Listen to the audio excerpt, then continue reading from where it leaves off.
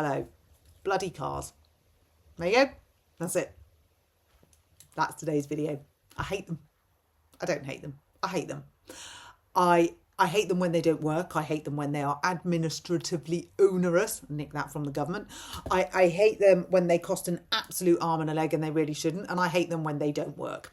So the Discovery 4 that's on the drive, I'll tell you about the AdBlue thing in a minute.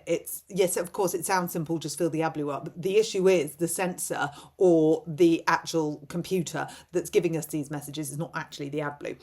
But do you remember I said I'd got a letter from Land Rover with a safety recall on the tow bar?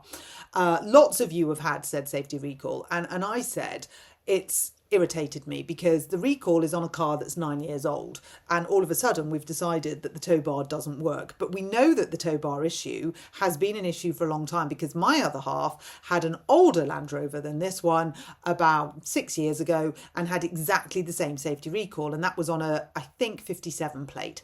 So we know that this is not new. We know that this is historic, and we're going through the VIN number and the chassis number to get to your car. So basically, it's a massive safety issue when your turn in the line gets to the front of the line. Up until that point, it's sort of less of a safety issue, because if it was a real massive safety issue, you'd have all Land Rovers with these tow bars in to fix at once. Now that's a big thing because that's a lot of Land Rovers, but we know that they've all got the same kit on them, so why aren't we doing that?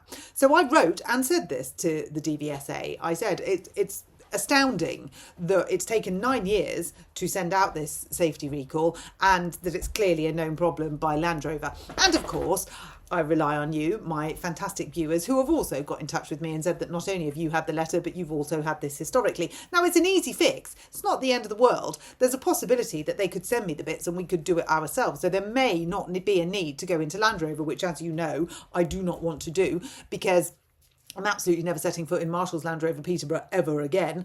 And I would have to go to Duxford, which is, basically take out 3/4 of a day to facilitate it. So let's hope that they can send the parts out. But why has it taken 9 years to address this issue? Is it a safety recall or is it not a safety recall? Is this something that could put us at danger, and given that we tow, or is this not something that could put us at danger? And if we've got a 9-year-old car and we know that this didn't happen overnight, then we've obviously known about this historically. So I write and I say this to the DVSA, and they get back to me about 3 weeks after I write it.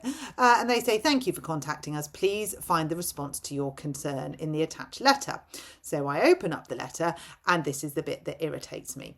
Case, urgent safety vehicle concern, Land Rover recall code N923 DVSA, blah, blah, blah, blah, blah, tow bar ball retaining bracket kit. So they say systemic manufacture negligence. That's what they've put in their headline. To enable me further to investigate your concern, could you please provide the following information regarding your vehicle? So confirm that I'm the owner and the registered keeper, the model of the Land Rover, the year of manufacture, the vehicle registration number, the vehicle identification number, VIN, and a copy of my vehicle recall letter, which has already been sent to them. But yes, okay, we can do that again.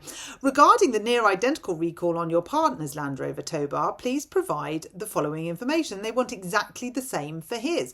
Well, we haven't had that car in like 6 years. So how are we going to find that information? And why can the DVSA not find that information themselves? Why are we not doing a freedom of information request to Land Rover to ask them if this is something that has happened before? Because we know that it has.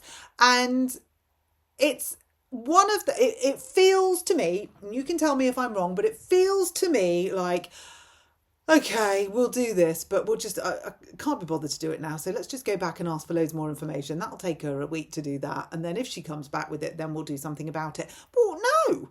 Be a bit proactive. I've done my bit. I've given you my bit. I've given you the information that you need about this particular car. And I've told you that this was a thing with the other car. So I would now expect you to go and do a bit of research and go and look at other cars and go through. They will be able to find all the recalls that Land Rover have done.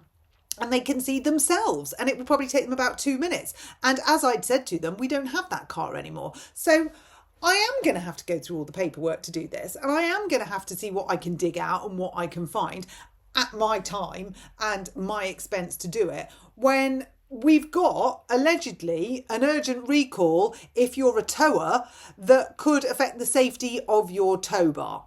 Now, I would be going a bit quicker on this. If I was at the DVSA, I'd be thinking, ooh, bad things might happen here. I mean, what do people normally tow? Well, trailers, caravans, or livestock.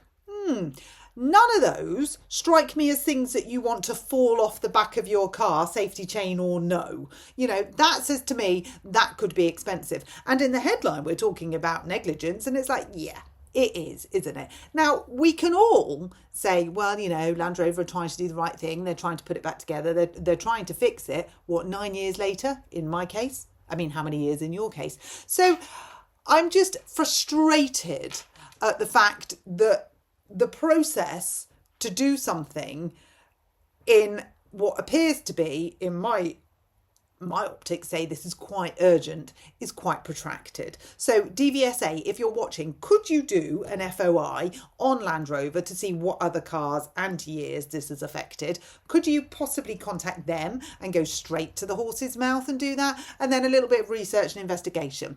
Thanks, DVSA. I, for you, will try and find that information. I will also ask my viewers to this channel to put in the comment section if they have had any of those issues. In fact, I tell you what, viewers of my channel, why don't you get in touch with them? So I will give you the email address, which is, let's have a look, capital letters M for mother, SU dot capital E engineering at dvsa.gov.uk. There you go. So you can all get in touch with them as well. And if you've had anything, it's Nigel Marson from the Market Surveillance Unit. So you can address that to Nigel Marson. I'm sure he will be thrilled. But together we will be able to do something about this because I don't think it's good enough.